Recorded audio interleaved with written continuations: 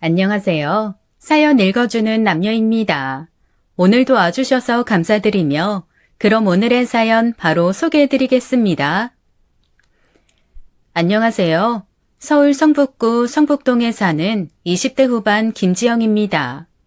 보통 사연을 듣다 보면 이름을 잘 말하지 않던데 저는 익명이 아니라 저를 알고 있는 사람이라면 누구든 제 이야기라는 걸 알았으면 좋겠다는 마음이에요. 힘든 지난 삶이 부끄럽지 않았거든요. 무엇보다 이제는 지난 날을 웃으며 이야기할 수 있는 여유가 생겨서 그러는지도 모르겠어요. 평소 고되고 힘든 일을 하면서 시간이 참 안 간다고 생각했는데 올해는 시간이 참 빠르게 지나간 것 같습니다. 올 한 해 어떻게 지내셨나요? 연말이 되면 잘한 일, 아쉬웠던 일, 그리고 내년에 이루어졌으면 하는 소망들을 담아 생각에 잠기죠.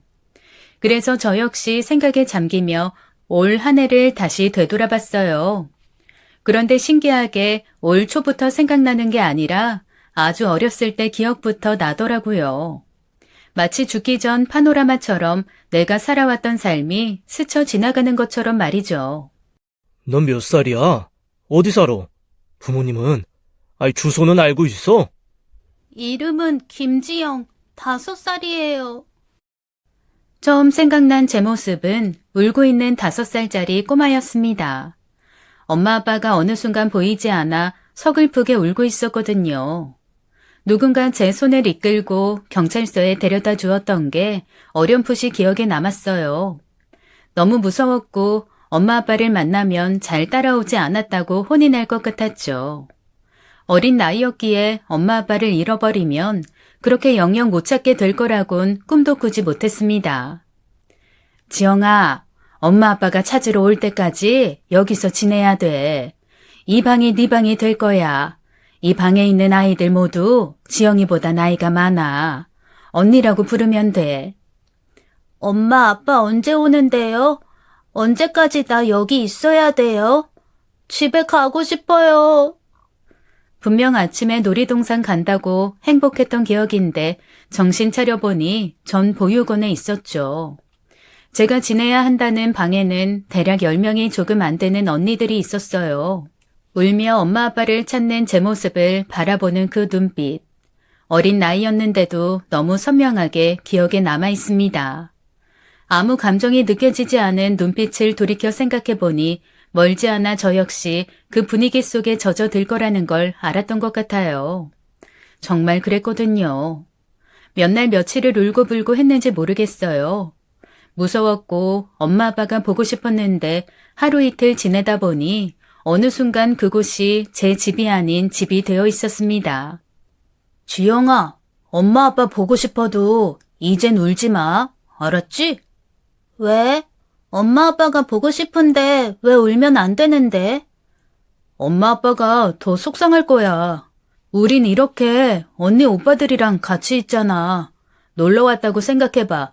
재밌고 즐겁지? 그런데 엄마 아빠는 아니잖아. 우리를 잃어버려서 정말 슬프실 거야. 제가 보육원에 적응할 수 있게 도와준 건 저보다 3살 많았던 보육원 오빠 지석이었어요. 엄마 아빠가 더 슬플 테니 놀러 왔다고 생각하고 울지 말라는 그 말이 어린 나이에도 너무 강렬하게 머리에 박히더라고요. 어렸지만 버려진 게 아니고 나를 찾기 위해 애쓰고 있을 엄마 아빠를 믿었기 때문인지도 모르겠습니다. 지석 오빠 말처럼 나는 이곳에 놀러 왔고 엄마 아빠가 데리러 올 때까지 재미있게 지내야겠다고 생각하자 신기하게 보육원에 있는 게 재밌었어요. 어린 나이였기에 공부할 것도 없었고 항상 저와 놀아주는 언니 오빠들이 있었거든요. 물론 엄마 아빠가 보고 싶은 날들도 있었습니다. 그때마다 엄마 아빠가 오면 여기서 지냈던 재밌는 이야기 많이 해줘야지 그렇게 생각했어요. 그러면 나를 찾기 위해 많이 슬퍼했을 엄마 아빠 마음이 조금은 괜찮아지지 않을까 싶었던 것 같습니다. 지영아, 너 오늘 저녁 제대로 안 먹더라. 어디 아파? 이거 먹어. 빵? 빵이 어디서 났어? 학교 급식 시간에 받은 거 너 주려고 가져왔어. 오빠가 먹어. 왜 오빠 걸 나 주고 그래? 너 안 먹는 거 신경 쓰여서. 한 방이 꽉 찰 정도로 많은 사람들과 써야 하는 보육원 생활은 시간이 많이 흘러도 적응되지 않더라고요. 그래도 버틸 수 있었던 건 저를 챙겨주던 지석 오빠 덕분이었습니다. 저보다 4살 많던 지석 오빠는 제가 유치원생일 때 초등학생이었고, 제가 초등학생이 되면 중학생이 되었죠. 같은 보육원에 있어서 둘 다 부모님이 없는 건 마찬가지였어요. 살아서 이별했든 죽어서 이별했든 부모님 보호를 받지 못해 이곳에 오는 거니까요. 하지만 지석 오빠는 그런 건 상관없는 것 같았어요. 마치 제가 자기 친동생이라도 되는 것처럼 저를 처음 봤을 때부터 그렇게 챙기더라고요. 오빠, 이거 내가 오빠 주려고 그동안 받은 돈 하나도 안 쓰고 모았어. 누가 이런 거 필요하다고 했어? 너는 언제 처리될래? 얼마 받지도 못하는 용돈 그거 모아서 이런데 홀랑 다 써버리면 어떡해. 도대체 생각이 있긴 한 거야? 왜 화를 내고 그래? 내 마음도 모르면서. 나 내일부터 다른 데 가는 거 몰라서 그래? 나는 오빠가 나 잊지 말라고 그래서 그런 건데. 오빠 미워. 지영아. 그러다 제가 초등학교 고학년이 될 무렵 다른 보육원으로 옮기게 되었습니다. 제가 머물던 보육원에 아이들이 너무 많아 다른 지역 보육원으로 몇 명이 이동하게 되었는데 그중 한 명이 저였어요. 보육원에선 가끔 용돈을 줬습니다. 그래봤자 몇백 원이나 몇천 원이 고작이었지만 정말 좋았어요. 학교가 끝나면 학원으로 가는 다른 친구들과 다르게 매일 보육원으로 왔던 전 그 몇천 원 되는 돈도 쓸 곳이 없었죠. 그래서 돈을 모으다 보니 3만 원이 되는 돈이 모였더라고요. 그때가 마침 보육원을 옮겨야 하는 시기라 속으로 다행이라는 생각을 했습니다. 지석 오빠에게 무언가 그럴듯한 선물을 줄 수 있을 거라는 기대감이 들었거든요. 하지만 돌아오는 건 그런 제 마음을 모르는 듯 생각 없다고 화를 내는 오빠의 모습이었어요. 그땐 둘 다 어리고 서툴러서 그랬는지 그게 아니었다는 말도 제대로 못한 채 그렇게 헤어지게 되었죠. 새로 간 보육원은 그 전에 있던 보육원보다 시설이 더 안 좋았어요. 큰 보육원에서 옮겨진 것 자체가 시설에 있는 아이들 인원수가 작아 보육원이 사라질 위기에 처해서였다는 건 더 큰 후에 알았답니다. 새로 옮겨진 보육원은 몇백 원의 용돈을 받는 일도 없었어요. 무엇보다 괜찮다고 저를 챙겨주던 지석 오빠도 더 이상 없었죠. 처음 외로움을 느꼈던 것 같습니다. 어쩌면 태어나 부모님과 함께 살았던 5년의 기억보다 보육원에 버려져 살았던 6년의 기억이 더 선명했고 많았으니까 당연했을지 모르겠어요. 하지만 그럴 때일수록 전 더 악착같이 좋은 날들을 보내려고 애썼습니다. 오빠도 내 생각을 하겠지? 분명 속상해할 거야. 그러니까 나까지 속상해할 거 없어. 속상한 사람은 한 명으로 충분하댔으니까. 난 잘 지낼 거야. 그래야 나중에 오빠를 만났을 때 해줄 이야기가 많아질 테니까. 혹시 그런 말 들어보셨어요? 사람의 뇌가 바보라는 말 말입니다. 웃기지 않아도 가짜로 크게 웃기 시작하면 뇌는 그게 진짜라고 착각한대요. 그래서 행복 호르몬이 나온다고 하더라고요. 그게 참 다행이라는 생각을 하며 버티고 또 버텼던 것 같습니다. 멈추어 있을 것 같던 시간은 어느새 흐르고 흘러 고등학교에 입학하게 되었어요. 그해 어느 날, 그날은 벚꽃이 흩날리게 떨어지는 날이었죠. 학교 주변으로 벚꽃 나무들이 있었고 떨어지는 꽃잎들을 보며 시간은 참 빠르다고 생각했던 것 같습니다. 그때 어딘지 모르게 익숙한 실루엣이 눈에 들어왔어요. 물론 제가 기억하는 모습보다 훨씬 키가 커졌고 훨씬 더 잘생겨진 모습을 한 사람이었죠. 바로 제가 그토록 보고 싶었던 지석 오빠였어요. 지석 오빠? 오빠 맞지? 지영아, 오랜만이다. 그동안 잘 지냈어? 분명 지석 오빠를 만나면 한 걸음에 달려가 안을 거라 생각했습니다. 하지만 시간이 지나 키가 훨씬 더 커진 지석 오빠는 너무 어른 같아 보였어요. 학생이 아니라 이제 고등학교를 졸업한 사회인이라 더 그렇게 느꼈는지 모르지만요. 그리고 전에 없던 설렘이 느껴지기 시작했습니다. 가슴이 막 두근대기 시작했거든요. 그렇게 지석 오빠에 대한 마음이 사랑으로 바뀌는 걸 그땐 미처 알아채지 못했네요. 심장이 두근대면서 얼굴이 빨갛게 달아올라 어디 아프다고만 생각했거든요. 지영아, 왜 이렇게 얼굴이 빨개? 혹시 어디 아픈 거 아니지? 할 이야기가 있어서 왔는데. 나 어디 아픈 거 아니야. 할 이야기가 뭔데? 지영아, 나 군대 가. 5년 만에 만난 지석 오빠는 그동안 어떻게 지냈는지에 관해 묻지 않았어요. 할 이야기가 있어 왔다며 담담하게 군대에 간다고 말했습니다. 전 당황스러웠죠. 그 이야기를 하려고 나를 찾아왔나 싶었거든요. 군대에 가면 어차피 자주 볼 수 없고 지금처럼 연락하고 지낸 것도 아니라 모르고 지내도 크게 다를 게 없다고 생각했어요. 오빠는 찾으러 오려면 올 수 있었지만 어린 제가 마음을 잡지 못하고 방황할까봐 미리 올 수 없었다고 했습니다. 하지만 이렇게 찾아온 건 제가 몇 년 뒤에 고등학교를 졸업했을 때 보육원을 나와야 할 테고 그때 옆에서 당당하게 함께 있고 싶어서랬죠. 그 말을 듣는데 부끄러우면서도 참 행복했습니다. 그렇게 오빠는 군대에 갔고 전 고등학교를 졸업하게 되었어요. 그동안 꾸준히 연락하며 지냈고 오빠는 제 졸업보다 먼저 제대하게 되었죠. 제대한 오빠는 막노동하며 제가 졸업하고 보육원을 나오게 되면 함께 살 집을 구한다고 돈을 모으기 시작했습니다. 보육원을 나오게 되면 500만 원의 정착금이 지원돼요. 그 돈과 오빠가 받았던 500만 원의 정착금, 그리고 오빠가 모은 돈을 합하니 작고 허름하지만 1000만 원에 20만 원짜리 월세를 구할 수 있었습니다.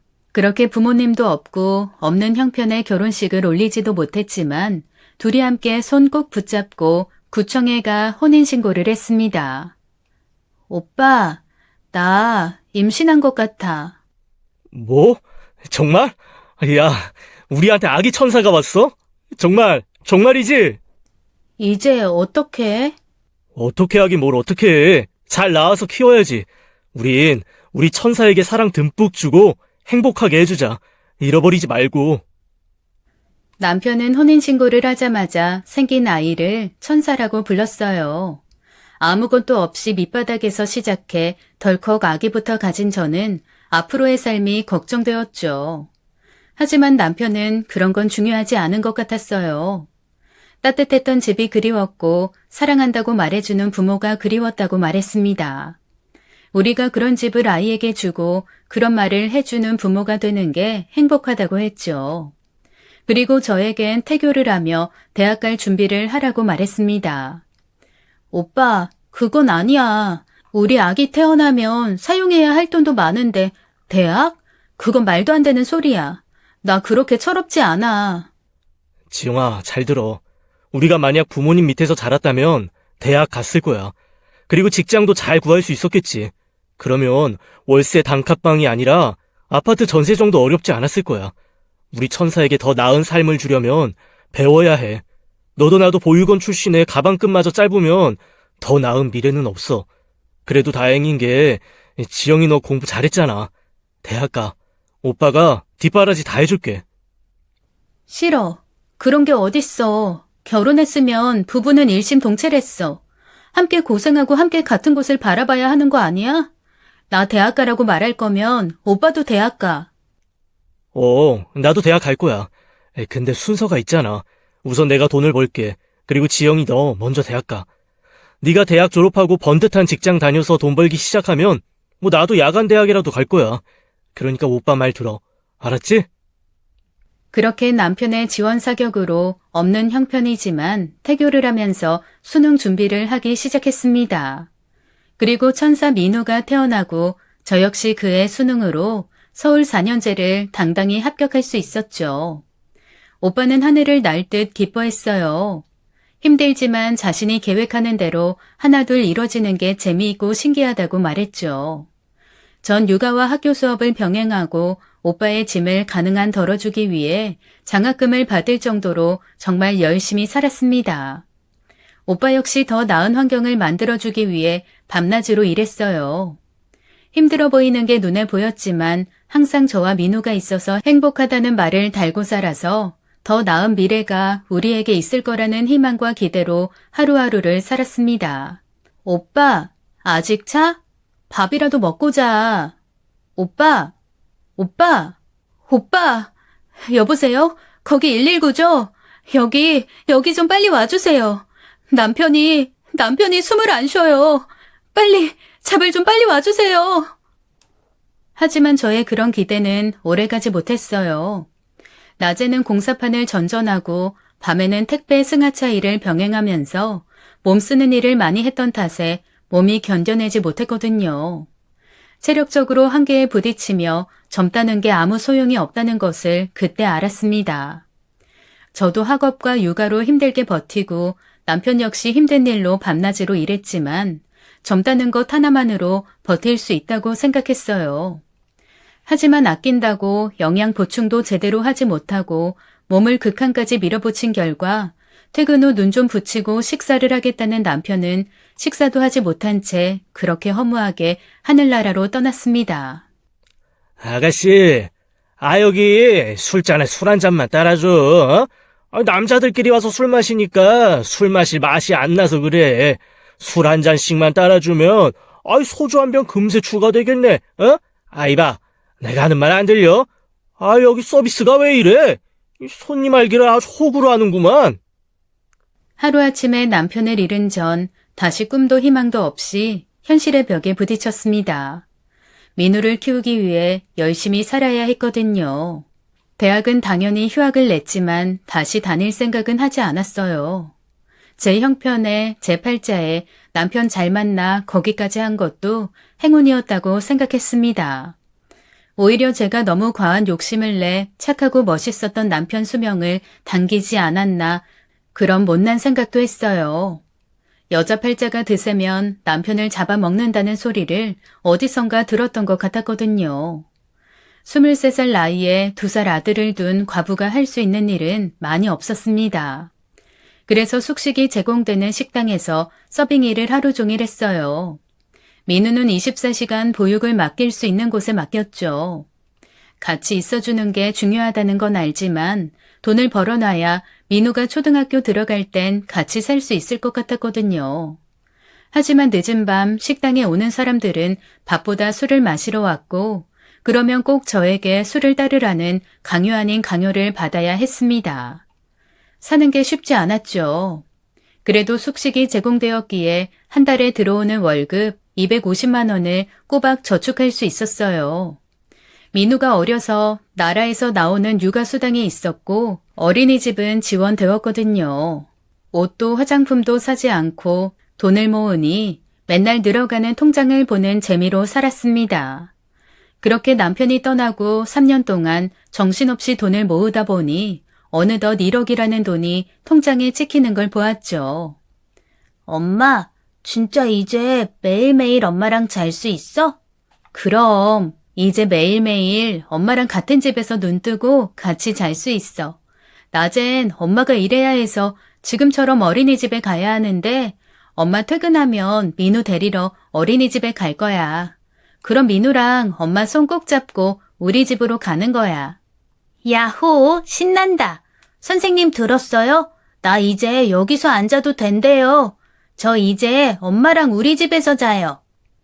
그리고 민우가 5살이 되던 해에 드디어 민우와 한 집에 살 수 있게 되었습니다. 그러고 나니 잊고 있던 엄마 아빠가 생각났어요. 얼굴도 기억나지 않는데 엄마 아빠를 잃어버려 혼자 지내기 시작한 게 꼭 민우와 같은 5살 나이였으니까요.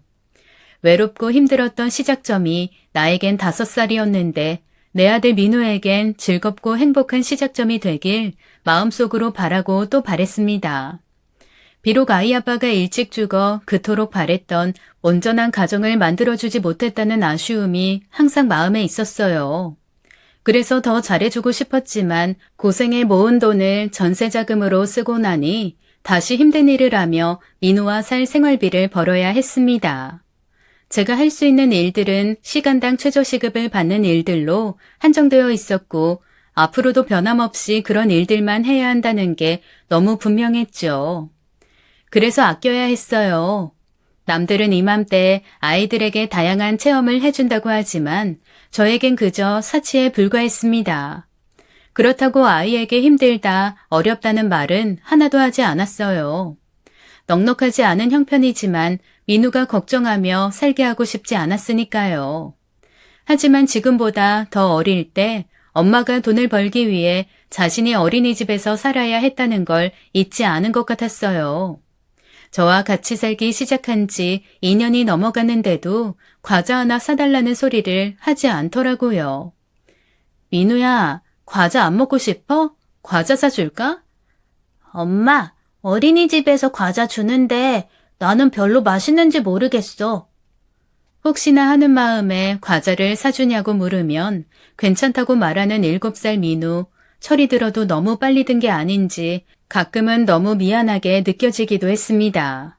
그러던 어느 날, 그날은 토요일이었어요.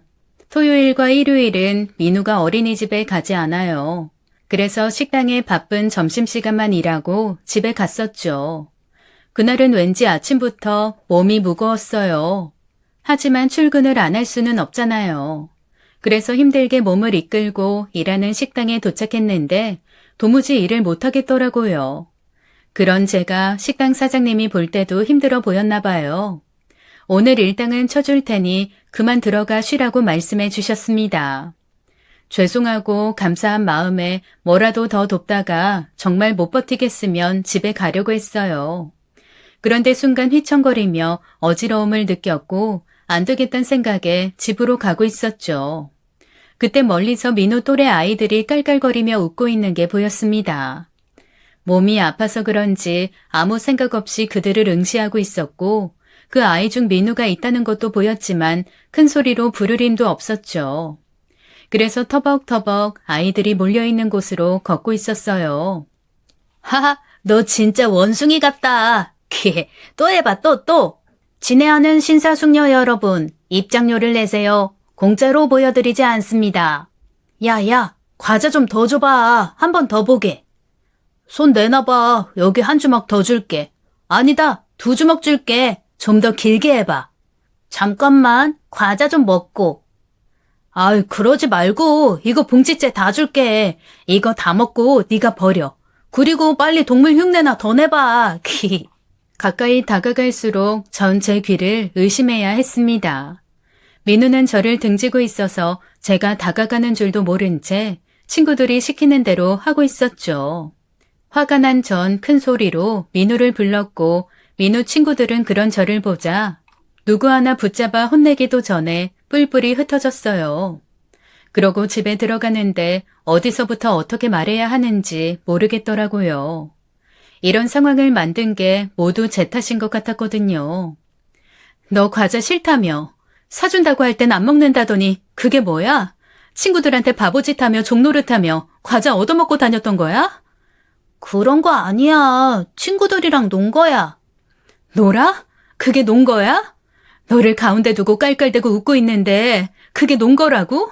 그럼 과자는 같이 나눠 먹어야지. 왜 너한테 돈을 주는 것처럼 과자를 주고 웃긴 행동을 하게 만드냐고. 그건... 어디서 고작 7살밖에 안 된 주제에 엄마 알기를 우습게 알아? 내가 너를 그렇게 가르쳤어? 엄마가 과자 하나도 못 사줄 정도로 보여? 그래서 그런 거지짓하며 과자 빌어먹고 다녔냐고. 네가 고아야? 엄마가 없어? 화를 내지 않겠다고 집으로 걸어가며 그렇게 마음속으로 되뇌었는데 그런 건 아무 소용이 없었습니다. 어떻게든 아무 일 아니라고 말하려는 7살 민우를 보니 억장이 무너졌거든요. 저 아이에게 난 엄마라는 나는 어떤 존재일까? 얼마나 든든한 울타리가 되어주지 못하면 과자 하나 사달라는 소리 못하고 친구들한테 빌부터 얻어먹고 있었을까? 민우에게 처음으로 불같이 화를 내고 있었지만 어쩌면 그건 민우가 아닌 그런 환경밖에 만들어주지 못한 저 자신에게 화가 난 건지도 모르겠어요. 엄마, 잘못했어요. 다신 안 그럴게요. 나는 내가 과자 사달라고 떼쓰고 그러면 엄마가 나 또 어린이집에 하루 종일 있으라고 할까봐 내가 귀찮게 하면 자꾸 뭐 사달라고 하면 민우 싫어져서 어린이집에서 살라고 할까봐 그래서 그랬어. 엄마 미안해. 잘못했어요. 다신 안 그럴게요. 내가 널 왜 다시 어린이집에 보내? 엄마가 네가 미워서, 네가 귀찮아서 어린이집에 보냈던 거 아니야. 왜 대체 그렇게 생각하고 있었던 거야? 그날 처음 알았어요. 민우가 어린이집에서 지내야 했던 이유를 그렇게 생각하고 있다는 것 말입니다. 전 그런 환경에서 자라 일찍 철이 들었다고 생각했어요. 제가 힘들다는 티를 내지 않았지만 눈치로 알고 있다고 생각했거든요. 그런데 아니더라고요. 자신이 밉거나 싫어져서 제가 어린이집에 보냈다고 생각했던 거죠. 항상 만나면 사랑한다는 말도 해주고 함께 살 미래에 관해 이야기도 해주었는데 매일 집으로 가는 대다수의 아이와 다르게 오랜 시간 어린이집에 머물다 보니 민우 마음이 많이 다친 것 같았습니다. 밤새 토닥이며 안아주고 사랑한다고 그런 거 아니라고 한참을 잠든 민우 머리맡에서 이야기했어요. 자면서도 제 마음이 전달되길 바랐거든요. 깊게 잠든 민우를 보며 미안하고 안쓰러운 마음이 교차했습니다. 집 앞 편의점으로 갔어요. 아침에 일어났을 때 머리맡에 있는 과자를 보며 제 진심을 민우가 알아주길 바랬죠. 그리고 아침이 되었습니다. 엄마, 이 과자 다 뭐예요? 먹인, 우리 민우 먹으라고 엄마가 밤에 집 앞 편의점에서 사온 거지.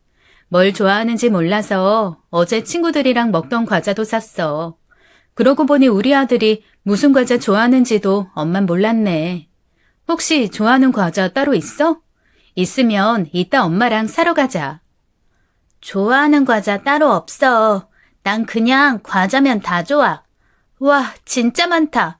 이렇게 많은 과자 한꺼번에 다 보는 건 정말 처음이야. 엄마, 정말 고마워. 일찍 세상을 알아버린 것 같아 마음이 쓰였던 민우는 많은 과자를 보고 행복해하는 다른 7살 아이들과 다르지 않더라고요. 그래, 이게 뭐라고. 비싼 돈 주고 여행도 못 가면서 이 과자가 뭐라고 한 번을 사다 주지 않았을까? 사다 줬다면 그런 일도 없었을 텐데. 엄마도 같이 먹자. 여기 이 과자, 엄마 과자 이거 같이 먹자. 엄마 과자? 엄마는 과자 좋아하는 거 없는데. 과자 이름이 엄마 과자야? 아니, 여기 봐봐. 여기 뒤에 사진이 붙어 있는데 엄마 사진이야. 근데 엄마, 미아가 뭐야? 제 사진이 붙어 있어서 엄마 과자라며 제 앞에 과자 한 봉을 내밀었습니다.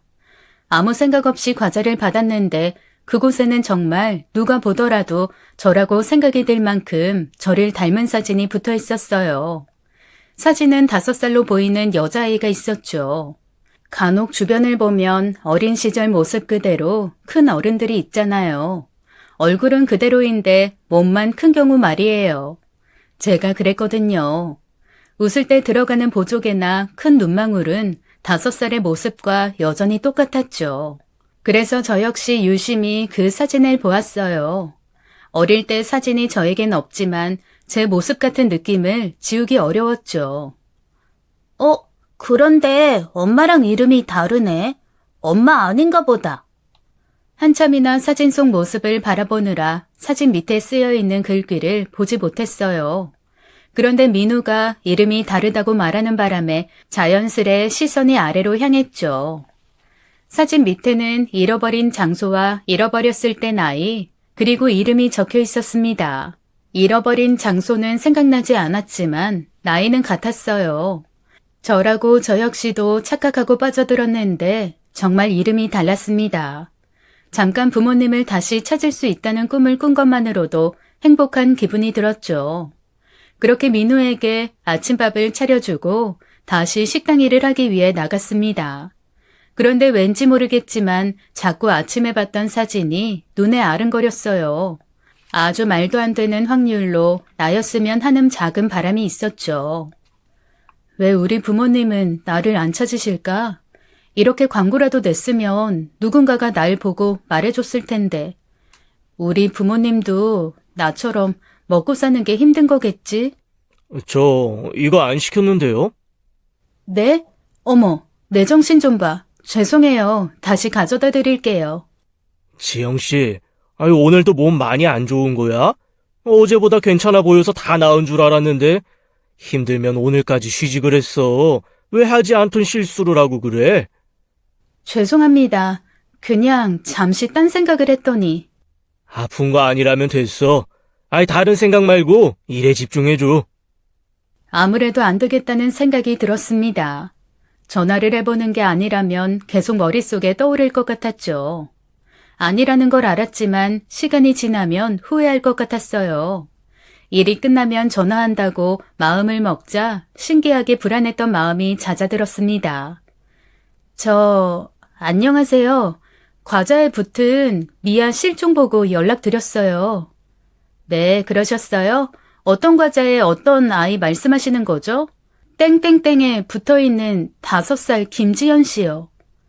네, 확인했습니다. 혹시 주변 사람인가요? 아니면 당사자이신가요? 상당히 긴장한 마음으로 전화했는데 전화를 받는 사람은 당연히 미아 공고를 낸 사람들이 아니었습니다.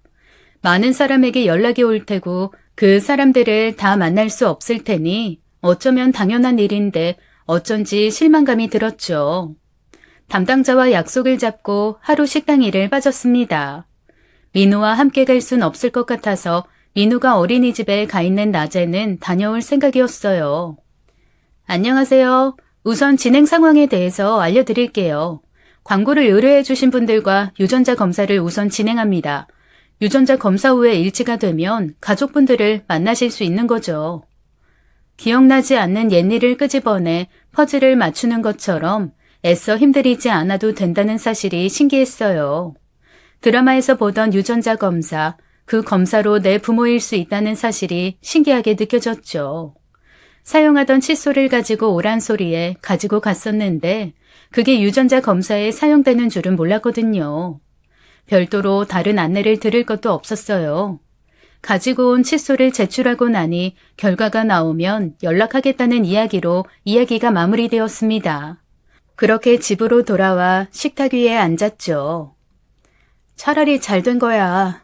어설프게 우리 엄마 아빠인지 알지도 못할 텐데 어떤 기대나 희망으로 그 사람들을 만났다면 더 힘들었을 거야. 확실하게 하는 게 좋겠지. 그래, 차라리 잘 됐어.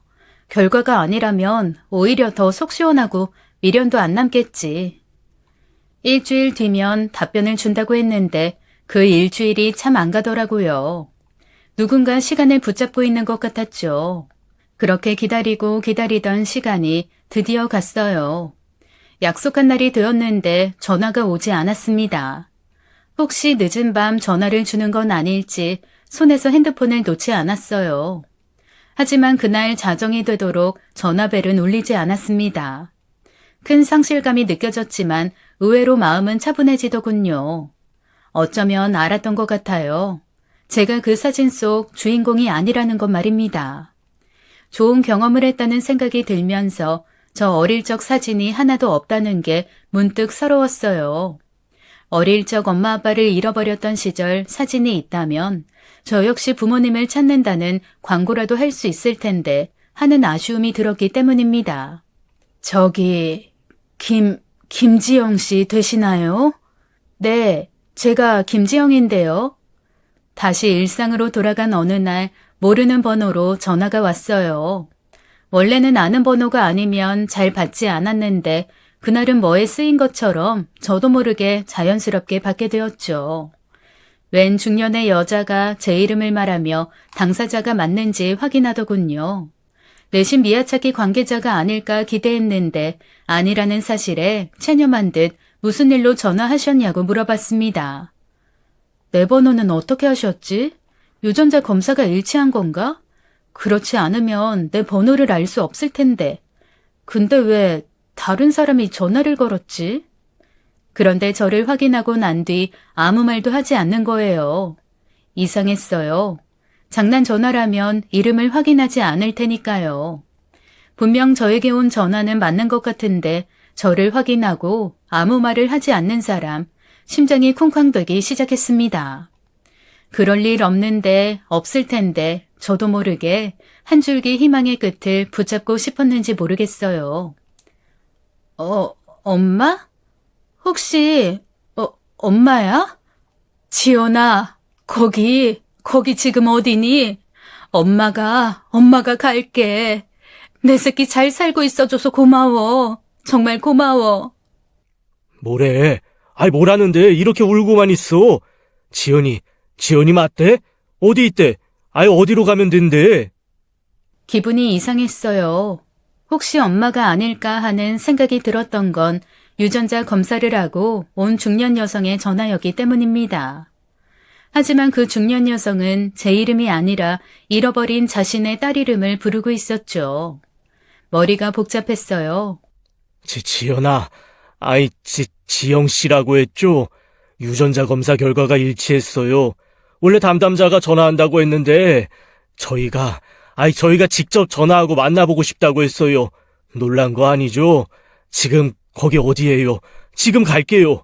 만나서 이야기해요.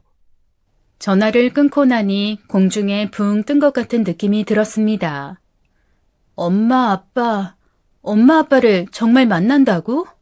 과자 봉지에 붙어있던 사진이 정말 나라고? 말도 안 돼. 이런 일이 정말 생길 수 있다니. 현실로 다가오지 않았지만 머릿속은 이내 복잡해졌죠. 어떤 말을 해야 할지, 어떤 표정으로 엄마 아빠를 바라봐야 할지, 지금 나를 보시면 어떤 말씀을 하실지 갑자기 숨이 막혀오는 것 같더라고요. 입고 있던 앞치마를 벗었어요.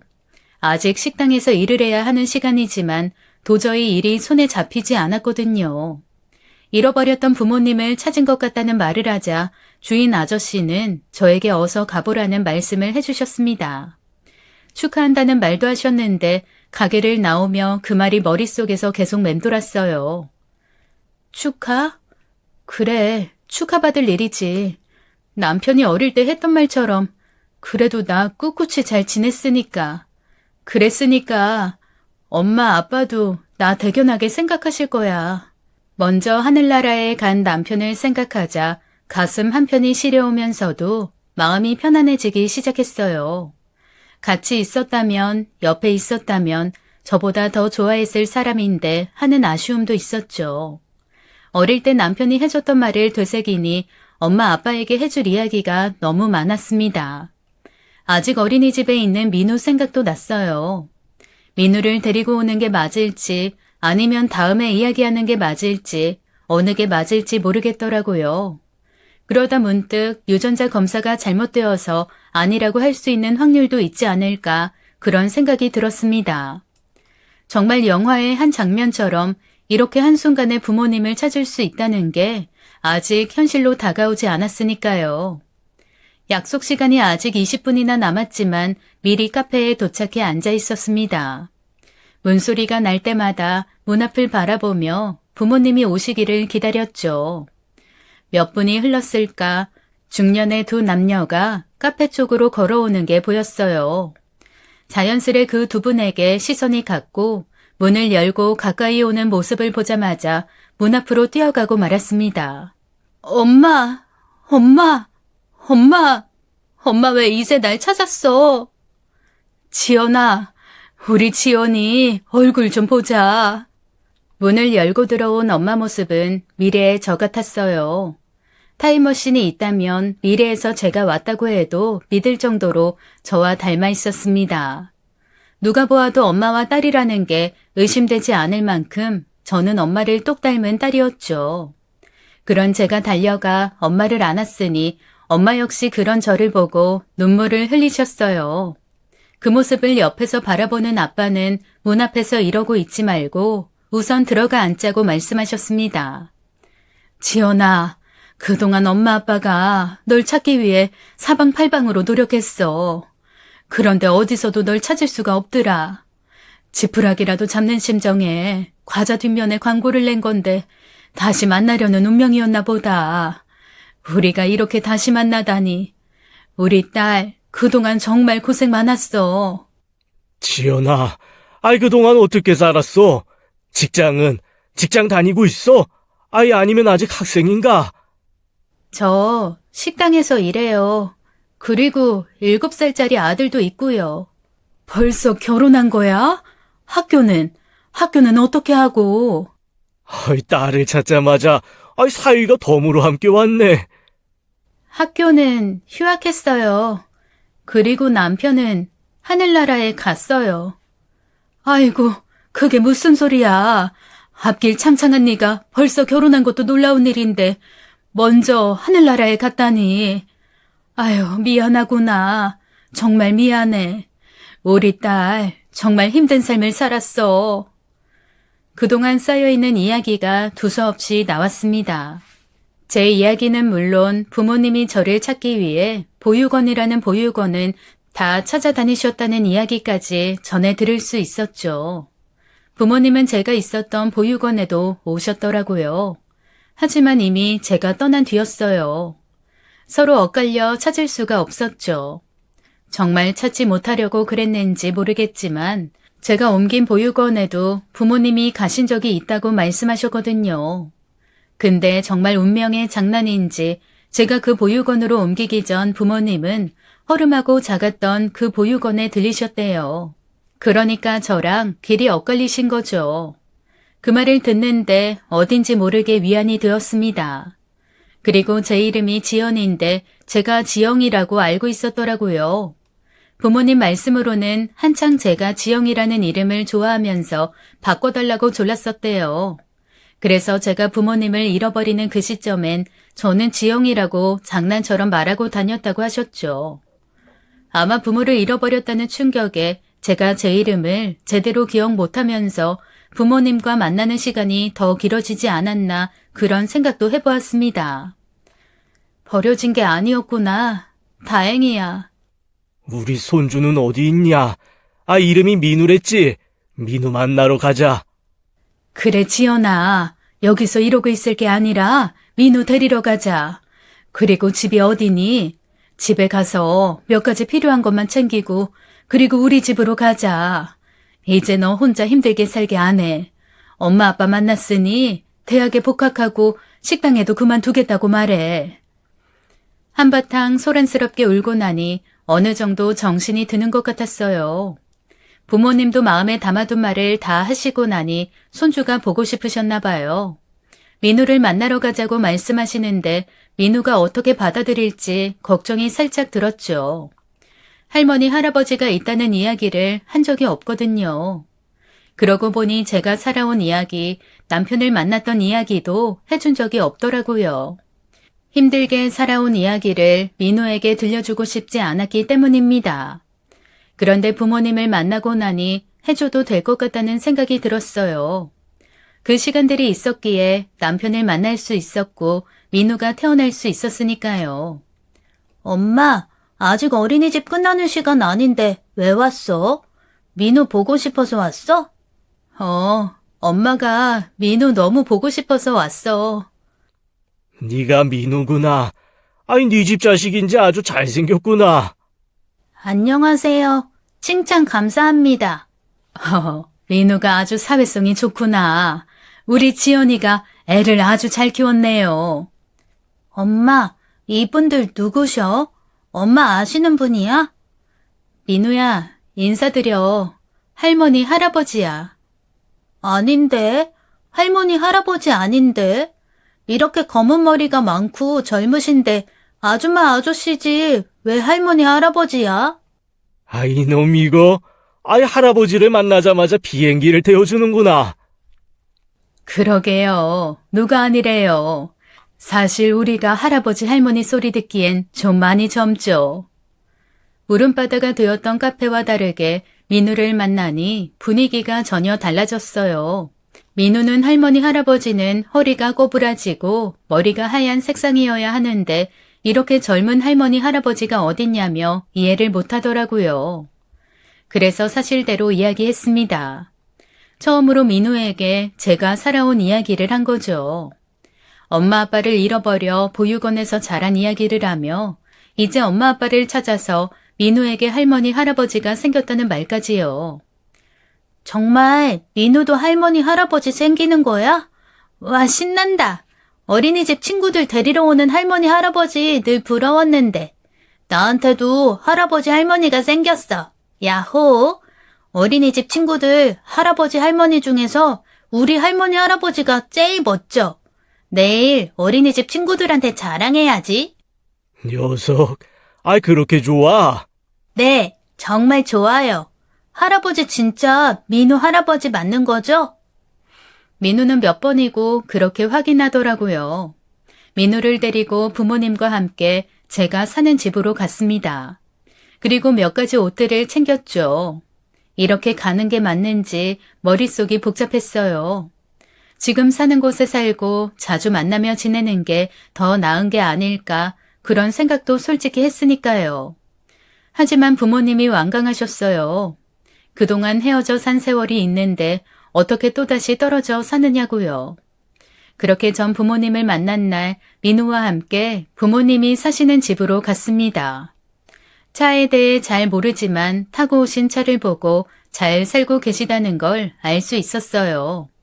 그렇게 도착한 곳은 한강이 내려다 보이는 고층 아파트 단지였습니다. 언니, 반가워요. 지연아, 네 동생이야. 너보다 3살 아래.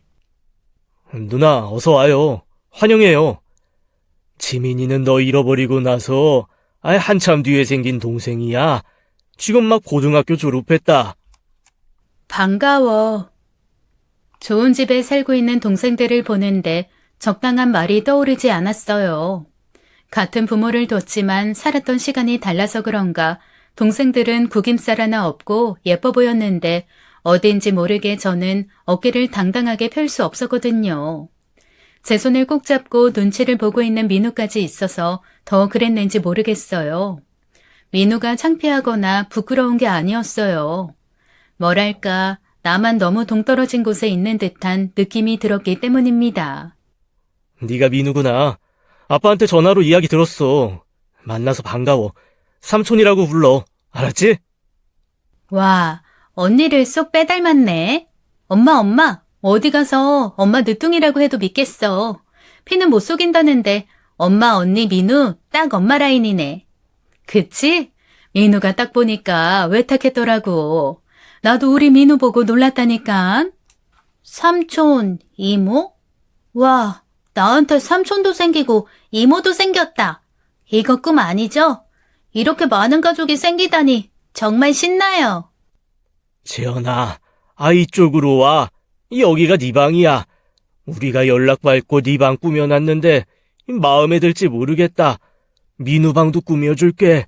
당분간은 같이 방을 써야 할 것 같아. 그런데 정말 다행이었습니다. 어색하고 저만 다른 세계에 있다고 느끼던 그 분위기는 민우로 인해 하나로 어우러지고 있었거든요.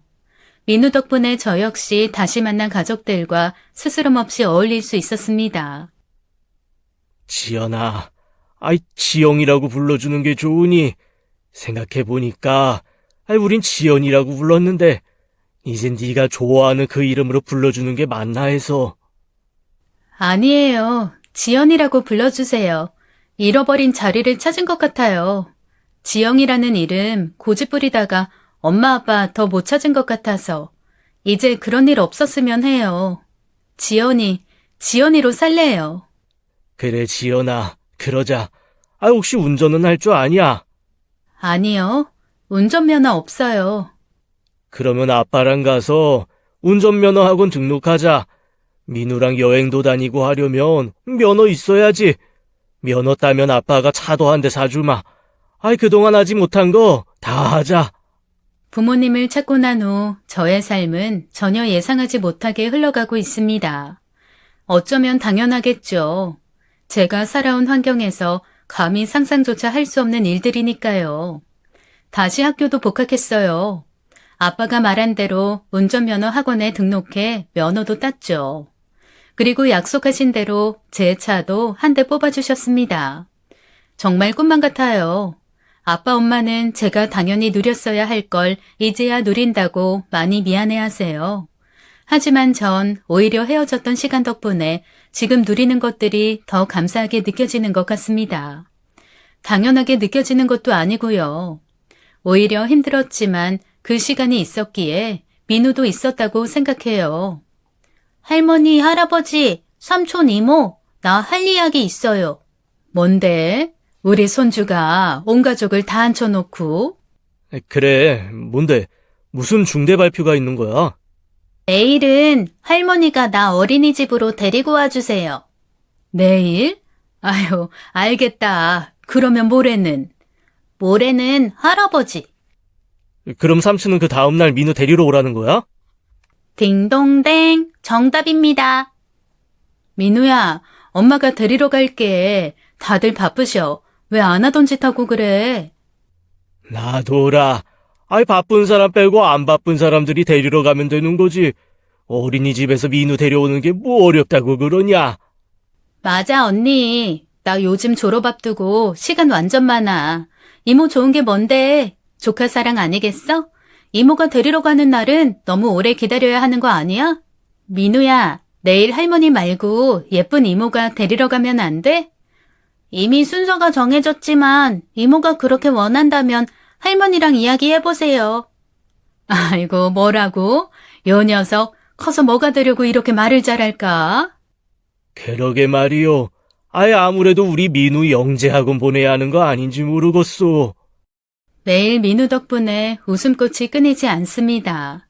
이젠 부모님과 함께 사는 집에서 잠을 자고 눈 뜨는 게 익숙해요. 며칠 전 부모님이 민우 방을 만들어주시면서 이젠 잠도 혼자 자거든요. 그러다 보니 생각이 많아졌네요. 오빠, 하늘에서 나 지켜보고 있는 거지? 전에는 그런 생각 해본 적 없는데 어쩜 오빠가 나 걱정해서 그래서 그런 일들을 만들어준 게 아닐까 그런 생각이 들어. 오빤 항상 내 걱정하고 내가 잘 지내길 바랬던 사람이니까. 이제 마음 편히 눈 감을 수 있겠다. 그치? 오빠가 보는 것처럼 나 너무 잘 지내. 민우도 할머니, 할아버지, 삼촌, 이모까지 가족이 많이 생겼다고 너무 좋아해. 그렇다고 당신 자리를 채워줄 수 있는 건 아니겠지만 예전처럼 나와 민우 둘이 외롭게 지낼 일은 없을 거야. 그러니까 이제 내 걱정하지 마. 5살 보육원에서 처음 만난 날부터 오빠가 하늘나라에 먼저 갈 때까지 항상 난 오빠의 걱정거리였던 것 같아. 그땐 그게 고맙고 든든했는데 이젠 알 것 같아. 항상 고마웠어. 그리고 정말 많이 사랑했어. 앞으로 좋은 일들만 계속 생길 것 같아서 정말 행복해요. 여러분들도 행복하고 즐거운 한 해의 끝, 그리고 새로운 시작이 되셨으면 좋겠습니다. 두서없이 써내린 저의 지난 이야기들 끝까지 들어주셔서 감사합니다. 지금까지 사연 읽어주는 남녀였습니다. 끝까지 시청해주신 여러분 감사드리며 저희는 다음 사연으로 돌아올게요. 감사합니다.